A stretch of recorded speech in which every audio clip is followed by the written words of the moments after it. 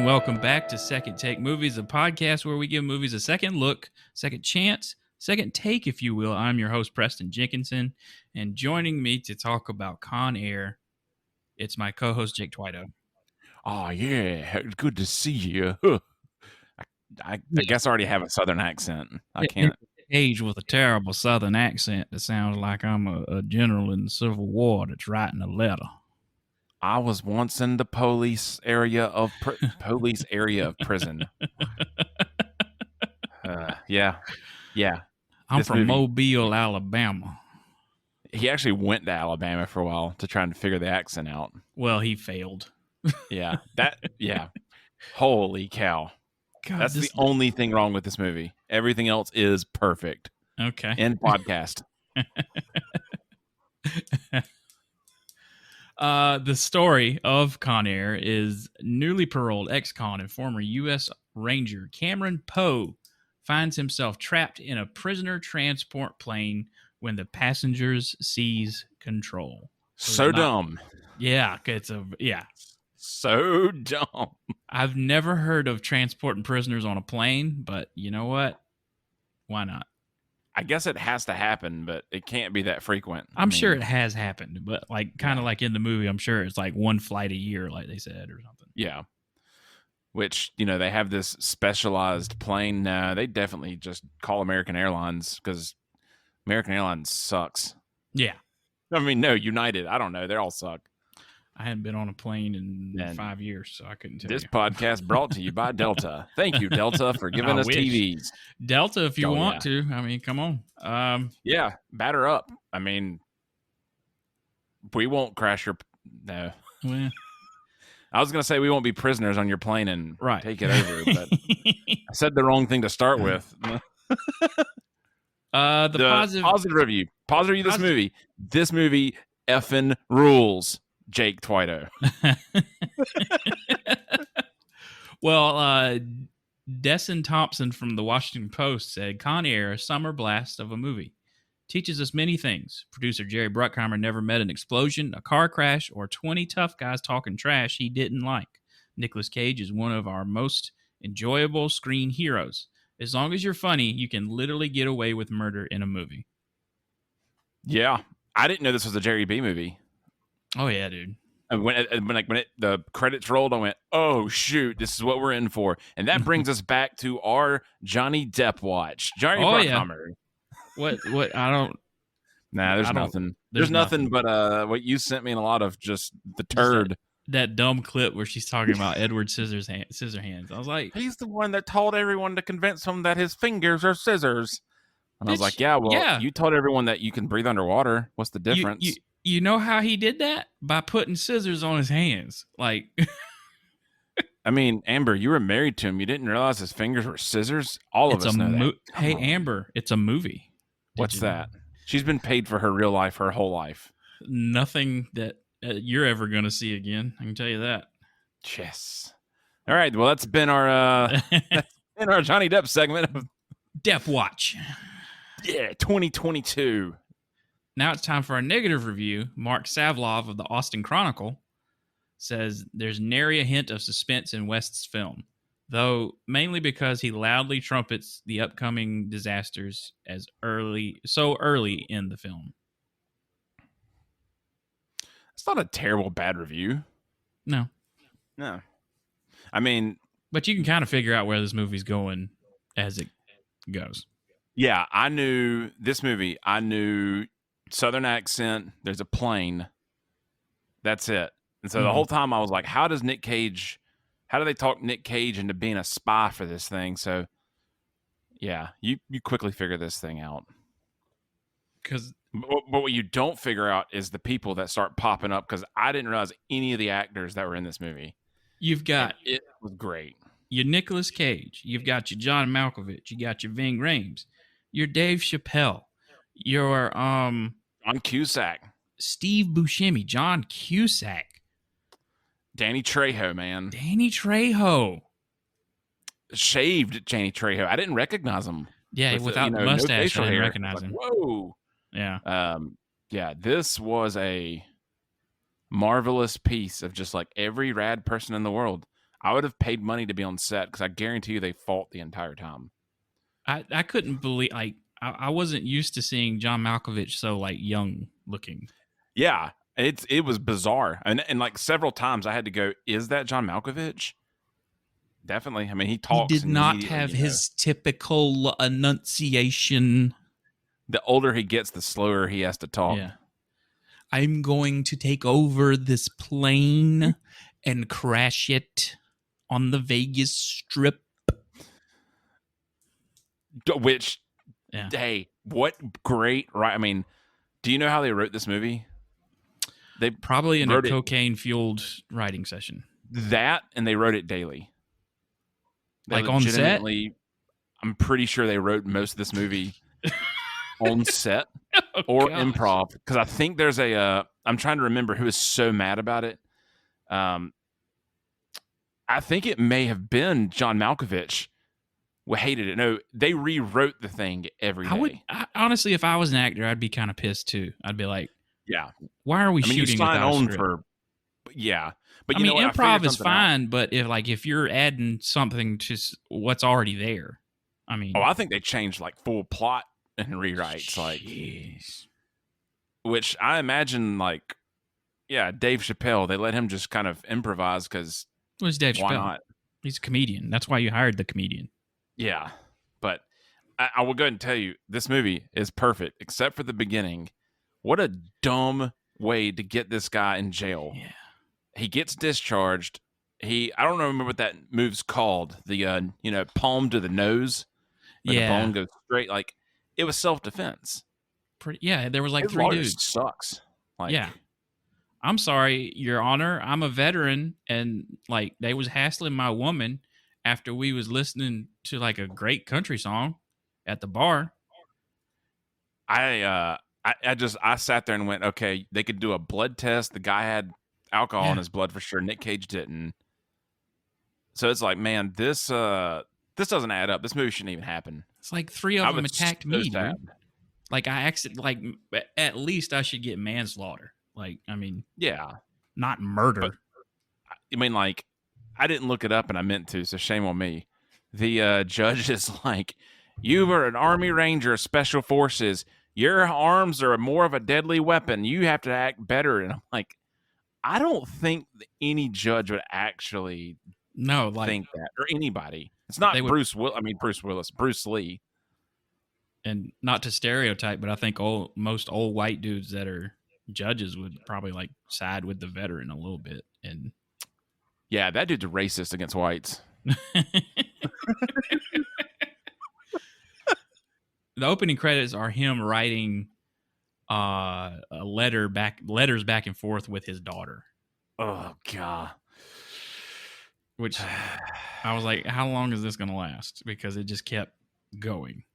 I was so concerned because I mean, like, it's about 12 minutes, maybe. And your favorite song plays, right? We missed that. Keep it going. Keep it going. One night without you.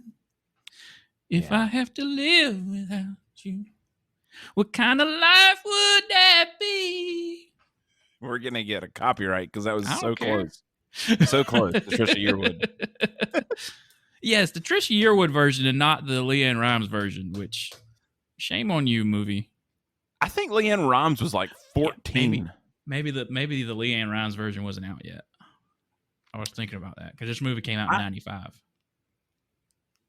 No, this movie came out in 97. You sure? Yeah. They started filming, I think, in 95 at the end. Okay, that makes sense. If like, no, do 97. I might be wrong. The only reason I remember it because this feels like an early 90s, late 80s. This doesn't feel like a late 90s movie. Yeah, though that came out in 97. So why did Google tell me it was? Why did my Pixel tell me it was Trisha Yearwood singing? Maybe it was. I don't know. Yeah, Trisha Yearwood did the song for the movie. LeAnn Rimes did the actual song. Gotcha. So she covered it, got an award for Best Original Song for Movie. LeAnn Rimes got an award for the song itself. So it's like the first time that it's a good song. Two people. Yeah, I mean, I hate it. It's not bad. It's not my kind of music. Sorry, I don't hate Right. it. But it brought me back to like being, because you heard that song everywhere when it came out. Oh, so I was God, like yeah. in second grade, and especially in the South, you're gonna hear that everywhere. But not the version in this movie. That was because when it started playing, I went, "What song is this?" I was like, I know this song, but like for some reason I knew like the vocalist was a little off. I was like, that's the song, but that's odd. Nah, something's not right. But anyway, he gets in jail. So Yeah. what I didn't realize, his jailmate that's with him the whole time goes with him the whole time too. I thought he was leaving him behind. Yeah, that's what they kind of set it up like. Like the dialogue made it seem that way. But you know, Bubba's gonna make it this time. And also, if we could back up a little bit, for some reason in my head before I went into this movie, I had always thought this was like set in the future for some reason. I don't know why I thought that before I went into this movie. I can't remember. I told someone we were doing this movie, and they went, "That's the future movie, right?" And I can't remember why they said I'm not the only one. That. No. There's something else that came out around the same time, I think. It might have been Judge Dredd, because there's a scene in Judge Dredd where they're getting transported, and like the shots are familiar. That's probably what it is. Yeah. That's the only thing I can think of that's like, yeah, okay, I could see that. Yeah. But yeah, he's getting transferred onto the plane with all these. For some reason, you put these serial killers and rapists and terrible people on the same plane with a guy who jammed a guy's nose into his brain. Like, I mean, it's not the same. And I don't get it. He's getting released. Why is he getting on this plane? It doesn't make sense. Oh, God, yeah. Like, no, you just release him from whatever jail he's in, and I think he has to get home on his own. That's how that works. If he's getting paroled, like, that you just release him from that prison. Yeah, I mean, I just got out. Trust me, that's how it works. Yeah. And, like, I love that they did the dumb thing of, like, we're going to put the real bad people in cages. It's like, yeah. No. And I love the that whole intro of like them getting onto the plane. It's like, we're gonna make you hate everybody. Oh yeah, the intros were great. Hate them, but God, it was good. Just and then Colm Meaney, who is, if anyone has seen Hell on Wheels, he plays what's that guy's name? The worst. Oh God. He plays the head of the railroad in Hell on Wheels at the beginning. I was gonna say, in this movie, he plays the world's most imaginable character. Oh yeah, like he's just like, his whole character is just disagree with John Cusack at every moment. I mean, like, again, should have never been in jail. The gun that he gives his agent never should have been on the plane. He's a doc in Hell's on Wheels. Yeah, Hell on Wheels. Golly. I don't remember his name, actually, but it's Doc. Yeah, it's Doc something. Great show. You should go watch it if you haven't. I just have to... We're doing all the intros of people. Dave Chappelle walked in, and I crapped my pants. I didn't really, but metaphorically. And then I had the pleasure of realizing, Dave Chappelle was supposed to be in... oh, my God. How am I blanking on it? How am I blanking on it, Preston? It's Tom Hanks. Everybody knows it. Forrest Gump? Thank you. I kept Oh, yeah, you texted me last night. Yeah. Dave Chappelle was supposed to be Bubba in Forrest Gump. Turns it down. The guy that is Bubba's in this movie, and it's like, yes, this is perfect. Everything I want. I don't know if Dave Chappelle could have played that.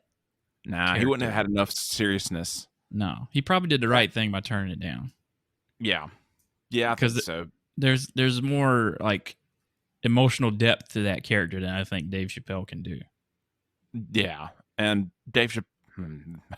Now he was pretty good in A Star Is Born. He was really good in that. But I haven't seen that yet. That's like 20 or 30 years later, in a more mature Dave Chappelle. Yeah, he was pretty sick and half baked, man. and Home Improvement too. I don't think there was much acting in Half Baked. So there wasn't Robin Hood Men in Tights. oh yeah, that's a good one. Yeah, you get introduced to all these people, and I love it. It's the like, we're going to talk about every bad thing you can be. We got a mass murderer. We got a rapist. We've got I don't know what the other guy, I don't know what, his name's Diamond Dog, and I'm blanking on the actor's actual name. Ving. Ving Rhames. Yeah. I don't even know what he's there for. A professional criminal is what he's titled as for John Malkovich. He wrote like he's like an activist of some kind that kills white people, basically. Okay. Yeah, there's a surprising a lot of, like, it's 97. There's a lot of race stuff in this. I was kind of shocked, like, if this happened now, like, I'd expect that kind of, but I mean, it was flat out like, oh yeah, all the police hate the black people. Like, dang, all right. But I just love how fast they take off. I don't think they're in the air yet. And freaking Cyrus the Virus pulls a nail out of his hand. Is that what he did?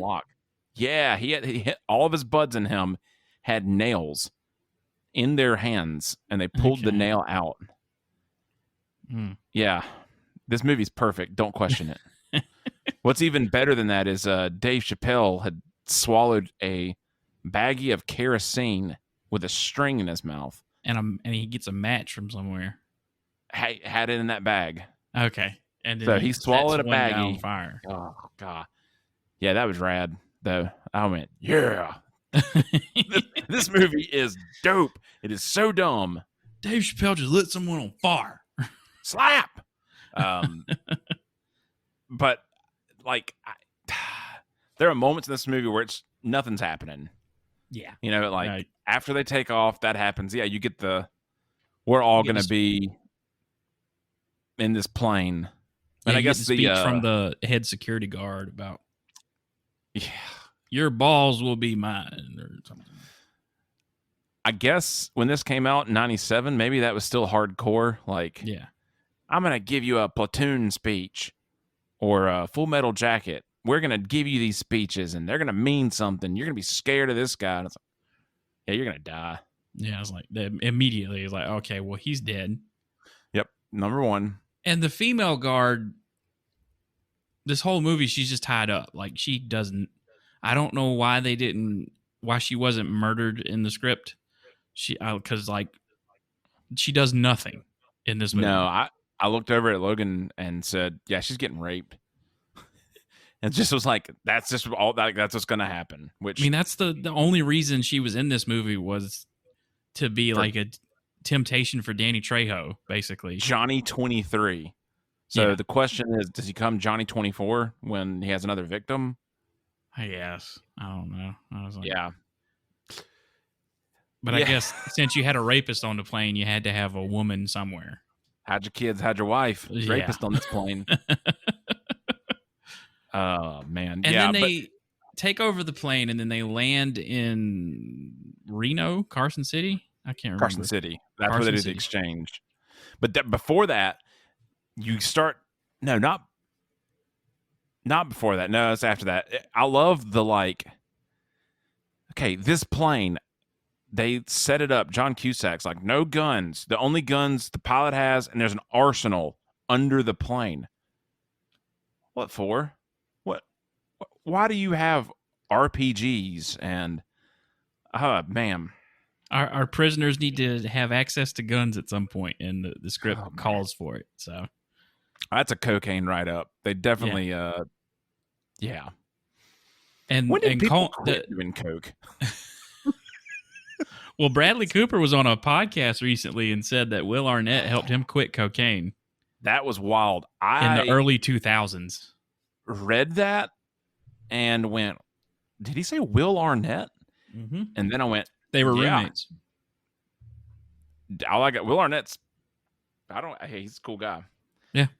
Yeah. But I was baffled. I was like, Whoa, was like, okay. people were still doing cocaine in the 2000s? All right. You're not doing coke right now. I just didn't think anybody did cocaine anymore, but apparently it's out there. I might know a guy. I'll bring him on. We'll interview him next time. No.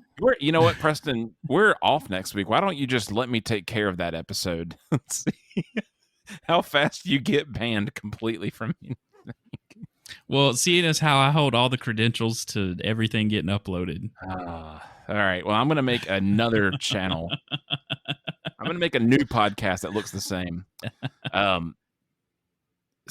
Okay, so Carson City, before that, yeah, the mole, the guy that's the fake prisoner who's given the gun by Doc. He's killed immediately. Yeah. So stupid. Everything's a bad decision. But at least you get the nice idea of Poe or Cage is figured out. Have you realized this, by the way, when we do these, we constantly exchange actor and the movie name. I can barely remember movie names. I know the actor. Yeah, I have a note, and I write notes as Poe. Yeah, but I know it's Nick Cage, so I don't. But sorry, inside baseball. I couldn't tell you like Ving Rhames' character's name. Diamond Dog, baby. You can tell me, and then I'll right over the head. They just all sounded like wrestlers. Yeah, so it worked out. It's like I know Ving Rhames and John Malkovich and Nick Cage. So, oh man, Chappelle's Pinball. Yeah. So dumb. But he I mean I get it. This whole movie is nothing but Nick Cage's character is a good guy and he's gonna help people. Yeah, because but I might have killed somebody, but I'm a good man. I don't leave nobody behind. I just love that his actual turmoil, though, is his buddy needs insulin. He doesn't care about them getting the plane. Nothing. Doesn't want the girl to get raped. Wants to get his buddy insulin. That's it. So it's like, what a great hero. Man, this is great. I was laughing too hard. We land into and we add more prisoners onto the plane, basically. So a few of them have died and some guards have died. So they hobbled together some people to exchange with the people in Carson City right there or wherever. And conveniently there's a sandstorm that has kicked up in the Nevada desert. Yeah. And that's where you get that's why the DEA, sorry, I almost said CIA, the DEA agent that gets shot in the beginning, jumped on board. The guy that he's supposed to interview or trying to figure out, I'm not even going to try and remember his name, the South American drug guy. He gets on board there. And I'd already forgotten who he was supposed to be and everything. So my entire, who is this guy? This doesn't matter. For no reason, there's no reason for this character in this movie at all. Steve Buscemi as a serial killer who's killed 30 people and is in a muzzle. Did Silence of the Lambs come out yet? Yeah. Okay. I feel like someone watched that and said, we got to put him in this movie. It had come out a couple of years before this. Okay. So. Yeah. But hey, you know what? I was pretty pumped. He made me laugh, or he was the voice of Weird Reason just about the entire movie. And at some point, somehow they figure out that the prisoners have taken over the plane before it takes off, and it eventually takes off. Because not Dave Chappelle, Nick Cage puts the guy's tape recorder on the body of the guard, the head guard. Yeah. Whose tape recorder? The DEA agent. When he got on board. Gotcha. So he had the tape playing so he could record this. Man, I really paid attention to this movie. Yeah, you did. My notes are very little as well, so it's even worse. Yeah. Tim Roth was supposed to play Steve Buscemi's part. Okay, yeah, that would have been better. Originally. But I can't remember what happened, but he didn't. I think he turned it down. Makes sense. So they get found out. Yeah, they get found out, and they figure out that John Malkovich's character has is the leader, and they find his jail cell with all these clues in it. There's scratches on the wall. There's like a empty space, a hollowed out space behind the toilet. He's taking out the eyes in the Last Supper photo and uses that to get a coded message from drug dealers in South America. They were all doing drugs when they came up with this whole thing. That's all it was. That was all bogus. To figure out a meeting place, like it's like got the header of a law firm, and then like he uses like the cutout eyes to figure out the coded message. John Cusack does, and then there's a bomb as well in the cell, just for shits and giggles. I guess perfect, Preston. This movie's perfect. Do not question it. Do not. I came into this hard. I'm sticking with it.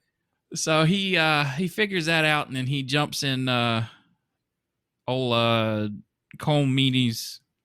I know his name. The actor's name is Cole Meany. He plays the arrogant DEA agent who put that one guy on the plane, which and got him killed. Absolutely love before he gets in that thing and gets in the car, because they take off and Dave Chappelle's left behind because he's flirting with a girl. Yeah. And he gets stuck in the landing stuff and dies. And Nick Cage gets a marker, writes on his shirt, and they drop him from the sky. Dude, when he landed, I don't think anything would exist. Shirt, nothing. Right. Yeah.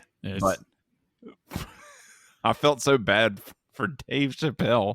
It's like, that sucks. So we fast forward all the way to where we land in this abandoned town, which is, I guess, is where they were supposed to land, I guess. And yeah, the South American drug cartel is going to bring a plane in to get all of them out of there for an exchange of letting their guy go. The guy who's flying the plane now is called Swamp Thing. Yeah, that's I remember that. Beautiful. That is the most beautiful thing in the world. I was like, it's a great name. I like it. But apparently he can't fly a plane, even though he told him he could. Because he's crashing this plane. Well, he can fly. I don't think he can land. He can't land. Again, this movie's perfect. There is no flaw at all. Of course, this guy can fly this C whatever plane. Uh-huh. Yeah. My logic is failing. Maybe this movie isn't perfect. It's no. There's this. So we have this long drawn out section of this movie where we're stuck in this deserted town. Steve Buscemi finds a little girl who's just by herself. Oh, he eats her. Somebody killed somebody in the watchtower, or the airplane tower or whatever. And I'm like, well, who did that? And I guess we're supposed to infer that was the South Americans that were waiting in a shed with a plane. And they were just there. But they don't decide to show themselves until that one guy runs away from when they're trying to dig out the airplane. It's very convoluted. Yeah. I had a lot of questions on what is happening. And that had to be like, they're filming out there in all that sand. Somebody's done a lot of drugs. Someone's dehydrated and someone wanted to rewrite. And it's like, yeah, this doesn't make sense anymore. But all right. Because there's also an old guy under a truck who just shows up. How long has he been there? Yeah, because they have a fight with the South Americans. They crashed that plane. Nick Cage is like always in the way of these things that are coming at him, and always in the middle. Like he jumps through a window, and like in real life, that explosion goes off. He's on fire and he's dead. Yeah, like he dies. He made it out the building, but the flame just engulfs him. But he's still alive. I'm trying to make sense of this movie. And John Cusack, him and John Cusack find each other. He's like, I know you're not a bad guy. And what a dumb stare down moment. Like, Yeah. John Cusack knows this guy's all right. For some reason, he's met with he personally met with his wife and daughter.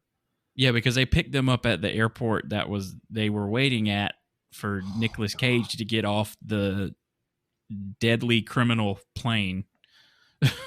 This wouldn't have happened. No, like again, as soon as he got paroled, they would just release him from whatever prison he was in. Yeah, I just felt bad until until he goes to the new prison where where they're transferring all these people to. Golly, I'm sorry. I'm just remembering parts of this movie too. Somehow John Cusack gets the cavalry to show up finally. Yeah, I think he calls them because it's like the dumbest group of SWAT, CIA, whatever they are. Like they funnel into this little narrow passage, and when they do the aerial shot, you could just walk around it. I mean, like why would all of you go this one way? And everyone's got the guns that were in the armory under the plane now. Yeah, like they found that. Oh, and Nick Cage has killed somebody. Killed one of the people at this point. Oh, yeah. Because he found his box. He found his box. And Nicolas Cage has one of the best lines in this movie. Oh, gee, is that put the bunny back in the box? Put the bunny back in the box. I think that's probably the most known thing about this entire movie. Yeah, because even I had heard that. Like, I didn't never seen this movie. Yeah. Put the bunny back in the box. How did Nick Cage get that bunny? Just to be that guy? Apparently they sell them in prison. So I don't think I want that bunny. No. Oh, shit. Yeah, we're back after a pause from it scared shit out of me. The lightning come in, and so we'll see if this episode makes it. Yeah, you know how dumb I am though? That happened and I turned and looked out my window and went, is it happening? So we were at put the bunny back in the box. And now they're all getting back in the plane. Yeah. Which, what a incredibly great helicopter chase of an airplane. Yeah, like, okay, so we go back to where they had a prisoner exchange. They get this transponder out of the prisoner plane and put it in like a tourist plane, and they get these Apaches to follow it. It's like, and then they fly up on it, and then they just fly all around it. I'm like, shit, they've got the... I will say, I was like, okay, this movie's bullcrap. There's no way a helicopter can fly as many miles as they're saying. Right. Turns out those things can go like 1,800 miles in one fueling. Had no idea. Didn't either. So the more you know. Dun, dun, dun, dun. We're still in the air because the rest of this movie takes place in the air, basically. Because we get back on the plane. We've killed the South American people because the one Hispanic guy betrayed the rest of the prisoners. And by trying to leave, and so we're in the air again, and dumb fights. Yes, just dumb fights. I will say and one Steve thing. Buscemi has a doll. Did he kill? I was like, is he going to kill this? What is this scene? Is he going to kill this little girl? Is he not? What is this? I don't know if the girl was real.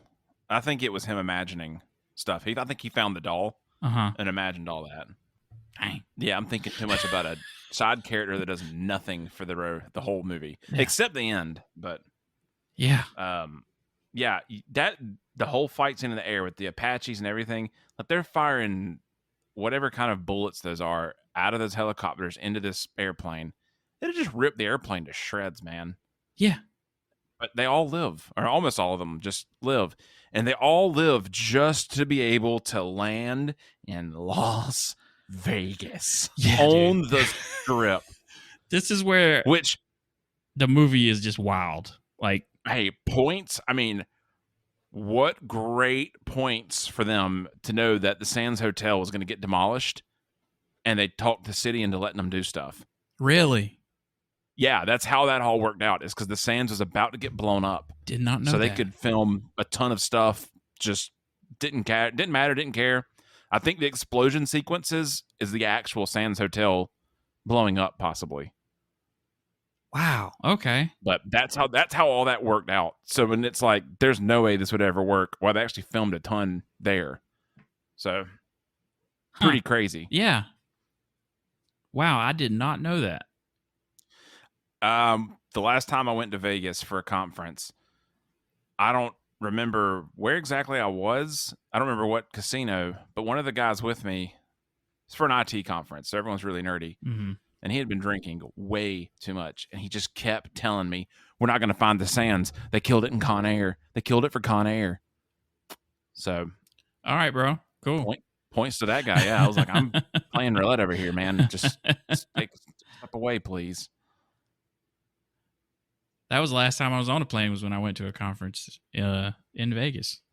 You get the dumbest point of this entire movie. No, Preston, we're not going to end this movie at an airplane landing in Vegas. No. And you know what? We're going to bring his child and daughter to a crash site of this oh yeah, everything's wrong. But no, we get a fire truck chase. Yeah, because we've got to kill the bad guy. Like he can't. That was so rad. Somehow he drove away on the back of a fire truck. It was beautiful. Him and Diamond Dog just dogging it up. Just being big dogs driving fire trucks. Yeah, let's bring this convict's wife and child to an active crash scene, and so I thought they were going to take him hostage. Yeah, I did too. Like that was the setup, but thankfully they didn't do that. But the whole reason he's going after John Malkovich is because he threatened his daughter, I think. Yeah. When he gets there, he's like, you can hide. Mm-hmm. At some point, he's like, some point in time, I will find you. Because Nicolas Cage gets found out as the parolee informant. Oh, that's right. He figures out. Yeah, you did pay attention, man. I did. At the end, I did. I forgot that part. Yeah, while they're on the plane. Vegas, because Nick Cage is able to take over the plane and get on the radio with all the DEA people. And they're all mad they didn't blow the plane up in the air. Yeah, like call me. Yeah, like after they chase the plane, like they get in these Apache helicopters, and the asshole DEA agent is just like firing on this plane, like kill him, blow him up. Apparently, a DEA agent has like command over an Apache pilot, a military helicopter pilot. Yeah, they seized it. It had drugs on it and alcohol. It's like I don't think a federal agent has rank over a pilot. No, it's like I would no way not shooting a plane down, dude. Like, what is your problem? How I know how John Malkovich dies. Does he get electrocuted and then run over? Oh yeah, is he just electrocuted? Okay. So we're on the back of a fire truck. We're fighting on top of this ladder. And every childhood dream come true. Continue. And Nicolas Cage eventually just handcuffs John Malkovich to the ladder. He raises the ladder up. There's an overhang for like, you know, a raised crosswalk, basically. That's like a bridge. John Malkovich, while strapped to the ladder, Nicolas Cage raises the ladder up, smashes through 2 panes of glass, and falls into a construction site and gets electrocuted. And then this little smashing thing comes down and crushes his head. And he fills the cab of the truck with water off the fire hose. Oh, yeah, that's where... Okay. Yeah, that's beautiful. Beautiful. That was the worst... Yeah. So this movie had to end like Face Off did, basically, with like a wild chase and an explosion. And it wasn't a John Woo movie. No doves. I don't even know who this director is. Simon West, wasn't it? Yeah. Oh, okay, he did. Yeah, he did. Tomb Raider. He went on and did. Well, he produced Black Hawk Down. Okay, that makes sense. Produced Black Hawk Down, and he directed. He directed The Expendables 2. Yeah, and he did Skyfire. It's a Chinese movie. And The Mechanic. That's the one I'm forgetting. The Mechanic, which is a really good Jason Statham movie. I love it. From I don't know if it's good, but I love it. Yeah, I don't think that it's entire like series. Yeah. Oh, he did. He did Tomb Raider with Angelina Jolie, the General's daughter. I don't know what that is. Oh, he. Okay, never mind. I was gonna say he only directed one episode of The Cape. The pilot episode. Okay. 6 seasons in a movie. 6 seasons in a movie. Speaking of which, Manifest is coming to Netflix. I don't even know what that is. It's the best, dumbest show that is the copy. It's basically copy and Lost. It's the best, dumbest show that has ever existed. And Netflix brought it back. I have not seen this, but I know what it is. It's so dumb, but I love it. I'm going to have to watch it. You have to watch it. We have to, we got to cover the season, the new season when it comes out. Since Raised by Wolves is gone, I've got to find something terrible. Yeah. That was. I hope I've got some. Somebody picks that up. I really do. They should. Yeah. I've got some random trivia for you. All right, random trivia on Con Air. Most of it's just who was gonna play roles. Yeah. So Dave Chappelle, not Dave Chappelle, John Cusack, Michael J. Fox. Yep. Eddie Murphy. Yep. Or Jim Carrey. Those were the original 3. Oh my gosh, that would have been great. John Cusack picked this movie because he wanted money. Yeah. And money would let him do what he wanted to do later. There you go. Other than that, he gave 2 craps. That's the Robert Pattinson approach to Twilight. Yeah. Good actor. Yeah. But got paid. So Dave Chappelle, I'm assuming Martin Lawrence, and Wesley Snipes. I'm assuming this was always Nicolas Cage was always in the main role. No, I think someone else. I think there's one other person. I can't remember who it is. I didn't look that one up, but I should have. That was the one I was like, who else would have? But it had to be Nick Cage. Yeah. Which, how insane! Face Off came out that year, and so did Con Air. And The Rock came out the year before. 2 completely different Nick Cage movies. Yeah. A lot of explosions, but 2 different characters that Nick Cage has played. 3 different, technically. Cyrus, or John Malkovich, William Dafoe, Mickey Rourke. Oh, I would have loved Willem Dafoe in this. Well, Mickey Rourke cracks me up because the quote is, Mickey Rourke is really good with a Bowie knife. We can cast him in this. How do you know that? I looked it up. I was like, who else is supposed to be in this? And that's a quote of why they considered him. He's good with a Bowie knife. Okay. Yeah, I don't know if he is or not. That was just the nice quote.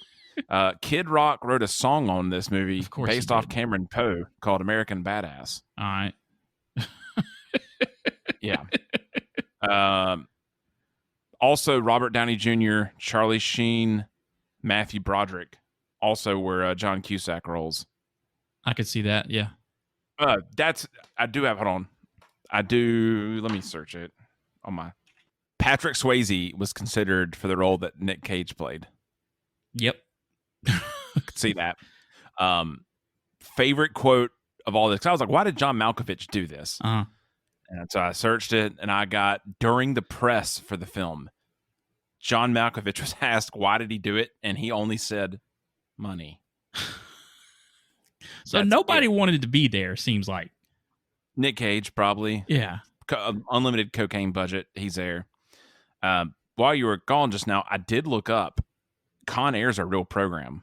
That's a real U.S. Marshals thing. I mean, yeah, I would assume they have to transport prisoners at some point. I'm sure, in the movie, like they said, it's probably only done once a year. It's not a regular flight. Yeah. There's no way. I think the original script, they were going to crash the plane into the White House. Sure, why not? And Jerry Bruckheimer said, I don't quite believe that. I think the guys would really rather go to Vegas. Well, also, it wouldn't make no sense because we're flying. I don't know where we're flying from, but California. Okay, yeah, like somewhere in California. they're not gonna make it a freaking White House. What? No, no. There's an interesting whole segment about when this movie was getting written. Like it was supposed to be Die Hard in a prison originally. Okay, Or either that or like Nick Cage was going to be in a movie that was too similar to this, and it was Die Hard in a prison. gotcha. And John Carpenter was going to do it. Oh wow. I think. So it was like, whoa, but that got crashed because of this. So we did Die Hard in a prison plane. Prison Plane Die Hard. Okay. That was the I think that was one of the like LA Times or some big paper on the West Coast was their review was Die Hard on a prison transport plane. Which Die Hard is infinitely better. I'm just gonna go ahead. It's a wonderful, awesome, great movie. It's the best. I saw that. That's all my trivia. I saw that. That was the first R-rated movie I ever saw when I was 8 years old. That is a worthy first movie, too. And it was my grandmother who turned it on that day. Oh, that's awesome. So how was the feeling after that movie? it didn't. I don't think it affected me that much. Oh no.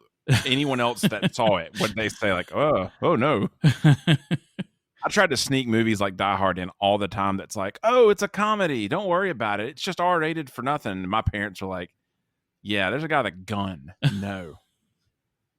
But yeah. Fortunately, I saw Die Hard way too late. My parents, mostly my mom, likes stuff with guns and violence, and it's rather odd. My sister's the one who's squeamish.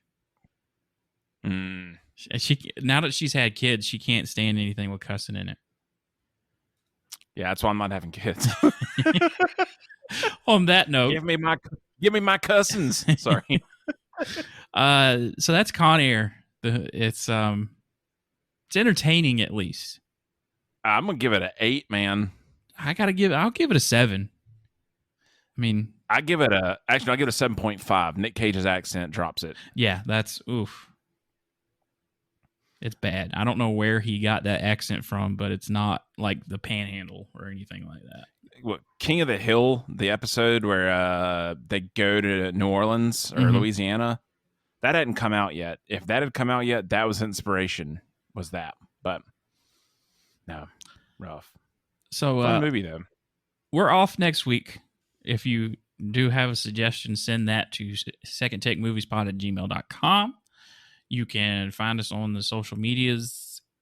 Well, just Instagram. I have to keep remembering that. You can just find us on Instagram at Second Take Movies. And also the day we're recording this is like the first anniversary of the podcast. So it's been a year. Yeah, congrats, by the way. Yeah. I saw you put it on Facebook and I went, oh, dang, that was a fast year. Yeah, like it just hit me this morning. I was like, oh, wait a minute. So hey, it's been a year and you've got a Delta sponsorship already. I wish. We'll see y'all in a week. And for Jake, I will say thanks for listening.